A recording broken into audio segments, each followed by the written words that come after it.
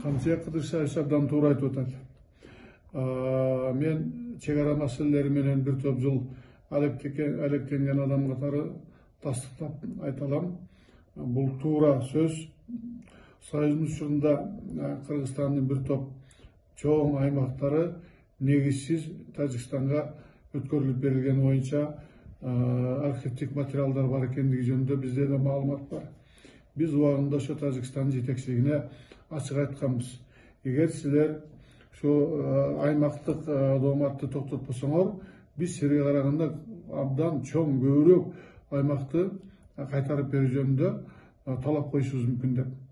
Алар убагында макул болушуп, бизге дооматтарды коюудан баш тарткан болчу. Бирок тилекке каршы бизде жетекчиликтер тез алмашкандан кийин алар ар бир жаңы келген жетекчи кайра башынан баштап эле курулай негизсиз дооматтарды жөнөтүп улантып келе жатат да. Анан эми бир топ акыркы жылдары чыр чатак болду. Адамдардын өмүрүнөн айрылды, көптөгөн үйлөр бузулуп, мүлктөр жок болду дегендей. Акыркы ушул 5-6 жылдан бери биринчи жолу биздин жетекчилик мындай катуу талапты коюп аткан абдан туура. Камчия Кыдыршаевдин сөзүнөн карай турган болсок, дагы бир жолу такталып, ошол керектүү материалдардын баары алып келинип, далилдүү материалдардын баары бүгүн биздин жетекчинин колунда турганы албетте бул туура, абдан туура кадам, туура иш. Эгер жүйөлүү сөзгө келбестен Тажикстандык тарап дагы эле доомат коюун улантып, кандайдыр бир чыр-чатактарды уюштура бере турган болсо, анда ядралык укуктук негизде алардын алдына маселени коюп, керек болсо ядралык уюмдарды кошо чакырып маселе коюп, катуу талапты кое турган болсок, биздин талаптар, биздин дооматтар туура экендигин Тажик тараптын жетекчилиги мойнуна алууга аргасыз болот.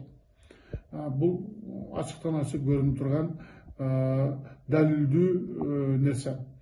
Ошондуктан Камчия Кыдыршаевич айткандай, ал дагы бир жолу айтып атпайбы, бул дооматты токтотуп, сүйлөшүү жолу менен, жакшы жолу менен чегара маселесин чечүүгө чакырып атат.